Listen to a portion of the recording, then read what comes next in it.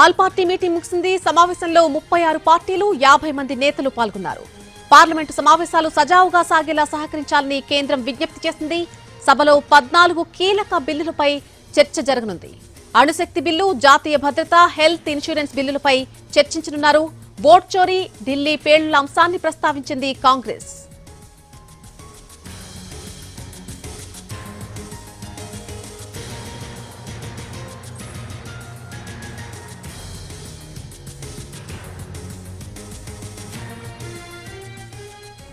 All party meeting ముగిసింది. సమావేశంలో మొత్తంగా 36 పార్టీలు 50 మంది నేతలు పాల్గొన్నారు.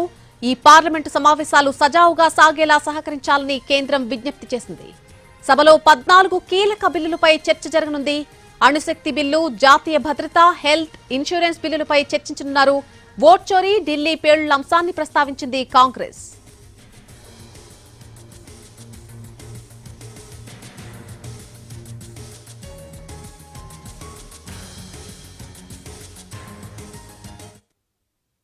राष्ट्रपति सरकार की तरफ से आश्वासन देता हूं कि winter session of the parliament अच्छी तरह से चलाने के लिए हम इस तरीके से विपक्ष के साथ बातचीत करते रहेंगे। साथ साथ मैं विपक्ष पार्टी नेताओं से भी अनुरोध करूंगा पार्लियामेंट को अच्छी तरह से चलाने में सहयोग करें। लोकतंत्र में विशेष करके पार्लियामेंट्री डेमोक्रेसी में गतिरोध होता है। पॉलिटिकल पार्टीज में डिफरेंसेस होते हैं, अपने अपने आइडियोलॉजीज, अपना अपना एजेंडा लेकर के सबको काम करना होता है, तो डिफरेंसेस होगा। डिफरेंसेस के बावजूद भी अगर हम सब ये तय करें कि हाउस डिस्टर्ब नहीं करना चाहिए, जो भी विरोध करना है सदन में बात करके विरोध करना है, सदन को हम किसी तरीके से बंद नहीं करना चाहिए, हाउस प्रोसीडिंग चलना चाहिए। अगर हम सब मिलकर तय करेंगे तो प्रोडक्टिविटी बढ़ेगा, लोकतंत्र मजबूत होगा और पार्लियामेंट का सम्मान लोगों के नजर में बनाए रखेंगे। ఆంధ్ర రాష్ట్రంలో ఈ అమెరికన్ టారిఫ్స్ విధించిన తర్వాత ఆక్వా ఫార్మర్స్ విపరీతంగా దెబ్బతినడం జరిగింది. అందరూ కూడా ఈరోజు వాళ్ళ వ్యాపారాలన్నీ కూడా మూసేసే పరిస్థితుల్లో ఈరోజు మనం చూస్తా ఉన్నాము. వాళ్ళందరినీ కూడా ఆదుకోవాలి, దానిపైన స్పెషల్ డిస్కషన్ పెట్టాలని చెప్పి కూడా మేము కోరడం జరిగింది. అదేవిధంగా విశాఖపట్నం స్టీల్ ప్లాంట్ పైన క్లారిటీ ఇవ్వాలి, దానిపైన ఒక డిస్కషన్ జరగాలి. మా రాష్ట్రం అంతా కూడా ప్రైవేటైజేషన్ వ్యతిరేకిస్తున్నామని చెప్పి కూడా మేము మాట్లాడడం జరిగింది. అదేవిధంగా పేద ప్రజలకు ఉపాధి కల్పించే విధంగా ఈరోజు ఉపాధి హామీ పథకం ఉంది, మన్రేగా పథకం. కానీ దాదాపు 6 నెలల నుంచి లేబర్ కాంపోనెంట్ రావడం లేదు. ఒక అదే శాఖకు సంబంధించిన మంత్రి కూడా సెంట్రల్ గవర్నమెంట్ నుంచి ఒక మంత్రి కూడా మన రాష్ట్రంలో ఉన్నారు, కానీ లేబర్ పేమెంట్లు కూడా సక్రమంగా ఇచ్చే పరిస్థితి మన రాష్ట్రంలో లేదు. సో దీనిపైన చర్చ పెట్టి ఈ సమస్య పరిష్కరించాలని చెప్పి కూడా మేము కోరడం జరిగింది. అదేవిధంగా ఈరోజు రాష్ట్రంలోనే కాదు దేశవ్యాప్తంగా డ్రగ్స్ అనేది ఈరోజు యువత అంతా కూడా పెడదోబట్టే పరిస్థితి మనం అందరూ కూడా చూస్తూ ఉన్నాము. నేనే కాదు చాలా పార్టీల నుంచి కూడా ఈ డ్రగ్స్ ఇవన్నీ కూడా అరికట్టాలి. The all-party meeting was very important, and on behalf of BRS party, we raised some very critical issues. One fundamental issue we raised today was on the farmers issue. On farmers, everybody has sympathies, but no concrete action has been taken.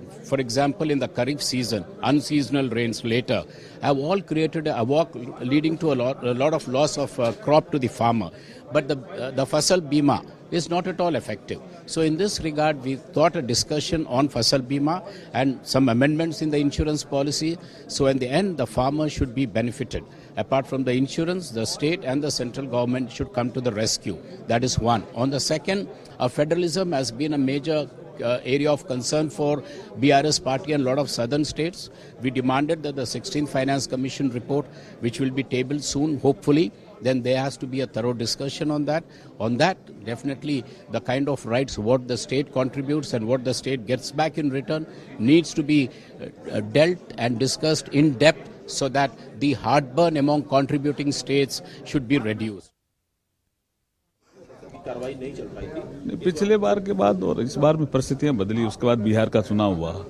Bihar के चुनाव में भी जनता ने अपना कुछ मतदान के करके जो मत सुनाया, उसके बाद परिस्थितियां बदली भी है ना। तो सरकार एसआईआर पे चर्चा कराने के लिए तैयार है? नहीं, वो तो बीएससी में चर्चा करेंगे और चेयर तय करेगी कि चर्चा किस पे करेंगे। लेकिन सर पिछले कुछ समय से लगातार जिस तरह से इलेक्शन कमीशन को लेकर के सवाल उठाया गया है, विपक्ष की तरफ से सरकार की नीयत को लेकर के सवाल उठाया गया, सीधे कहा जाता है कि सरकार वोट चोरी कर रही है, क्या कहना है? इलेक्शन कमीशन मेरे हिसाब से बहुत अच्छा काम कर रहा है। इस समय 12 राज्यों में SIR की प्रक्रिया चल रही है।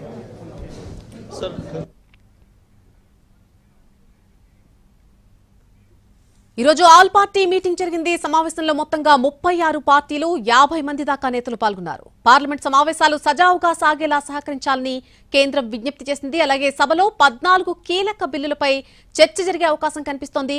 ఈ ఆల్ పార్టీ మీటింగ్ సంబంధించి పూర్తి డీటెయిల్స్ మా ప్రతినిధి ప్రసాద్ అందిస్తారు. ప్రసాద్.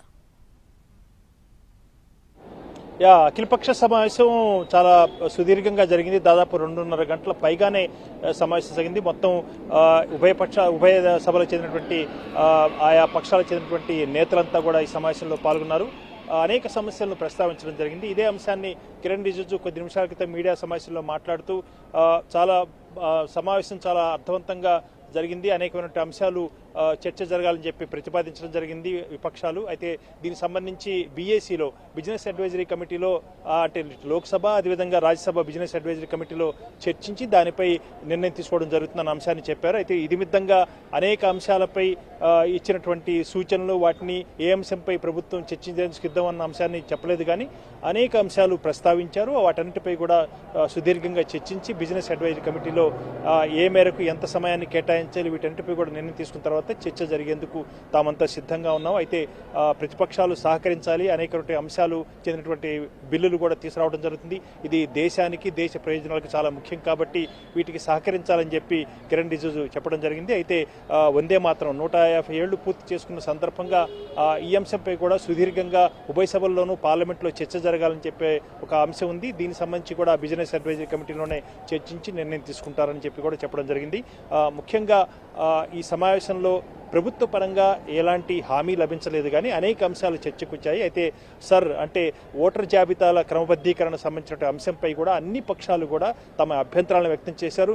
పూర్తిగా సమగ్రంగా ఉభయ సభల్లోనూ చర్చ జరగాలని చెప్పి ప్రతిపాదించారు. అయితే దీనికి సంబంధించి ఈ అంశంపై కూడా చర్చ జరపాలంటే దానిపై బిజినెస్ అడ్వైజరీ కమిటీలో నిర్ణయం తీసుకుంటారన్న అంశాన్ని కిరణ్ రిజిజు చెప్పారు. కాబట్టి ఇది మిత్తంగా ఈ ఓటర్ జాబితా క్రమబద్ధీకరణ సంబంధించిన అంశంపై కూడా చర్చ జరగాలన్న అంశంపై ప్రభుత్వం నుంచి ఎలాంటి సమాధానం రాలేదు, ప్రభుత్వం ఎలాంటి హామీ కూడా ఇవ్వలేదు.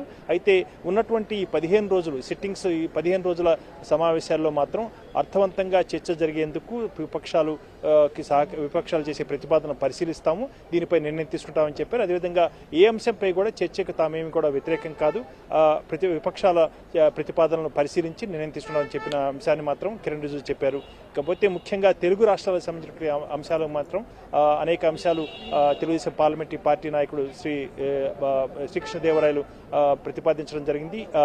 వాటికి సంబంధించి కృష్ణా జలాలని వినియోగంలో ఏపీ నష్టపోకుండా ఏ కేటాయింపుల విషయంలో స్పష్టత రావాలి, దీనిపై సభాముఖంగా చర్చ జరగాలని అంశాన్ని చెప్పడం జరిగింది. అదేవిధంగా ఇటీవల జరిగినటువంటి తుఫాను వల్ల ఏపీ పూర్తిగా నష్టపోయింది, దీనిపై కూడా చర్చ జరగాలి. అదేవిధంగా బహిరంగ సభలు, అదేవిధంగా తొక్కిసలాట్లలో చాలామంది చనిపోతున్నారు, దీనికి సంబంధించి ఒక జాతీయ విధానాన్ని రూపొందించేందుకు గాను సభాముఖంగా చర్చ జరగాలి. దీనిపై ఈ జాతీయ విధానం రూపొందించి రాష్ట్రాలకు సూచనలు ఇవ్వాలి అన్న అంశాన్ని కూడా ప్రతిపాదించామని చెప్పారు. అదేవిధంగా మారినటువంటి GSTలో అనేకటువంటి మార్పులు చేర్పులు చేశారు, దీనివల్ల ఆర్థిక ప్రయోజనాలు ఏ మేరకు జరిగాయి వీటన్నిటిపై కూడా సభాముఖంగా చర్చ జరగాలి. అయితే ఇంకా ఏమైనా మార్పులు చేయాల్సి ఉంటే అది సభ్యుల నుంచి సూచనలు తీసుకొని దానికి తగిన మార్పులు చేసేందుకు ప్రభుత్వం కూడా నిర్ణయం తెలుసుకోవాలని చెప్పి కూడా ప్రతిపాదించామన్న అంశాన్ని కూడా చెప్పారు. అదే దాంతోపాటు ఒక ముఖ్యంగా ఏపీకి సంబంధించి విశాఖలో ఇటీవలనే ఆంధ్రప్రదేశ్ CI పార్ట్నర్షిప్తో పెట్టుబడులకు సంబంధించినటువంటి సమావేశాలు జరిగాయి, చాలా అర్థవంతంగా జరిగాయి. అదేవిధంగా అనేకటువంటి ప్రతిపాదనలు వచ్చాయి ఈ పెట్టుబడులకు సంబంధించి. ఈ నేపథ్యంలో విశాఖలో మెట్రో రైలును కూడా ఇవ్వాలని చెప్పి గతంలో ప్రతిపాదించాము, దీనిపై కూడా వెంటనే కేంద్ర ప్రభుత్వం నిర్ణయం తీసుకోవాలి, ఇది ఏపీకి సహకరించాలన్న అంశాన్ని కూడా చెప్పడం జరిగింది. ఈ రకంగా అనేక అంశాలు చర్చకు వచ్చాయి.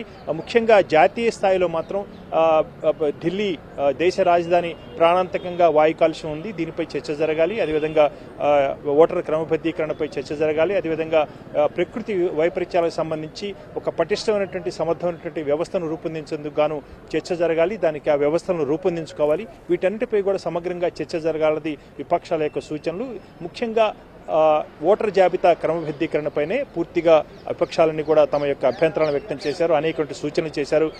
ఏపీ అంటే ఆంధ్రప్రదేశ్ సంబంధించి మాత్రం ఈ ఓటర్ జాబితా క్రమబద్ధీకరణ ప్రయత్నాన్ని ఈ కార్యక్రమాన్ని స్వాగతిస్తున్నాము. అయితే ఆధార్ కార్డు తరహాలో ఏ రకంగా సాంకేతికమైనటువంటి అంశాలతో పగడబందీగా ఆధార్ కార్డును రూపొందించారో అదే తరహాలో ఓటర్ జాబితాను కూడా రూపొందించాలని ఒక ప్రతిపాదన చేశాము, సూచన చేశాము.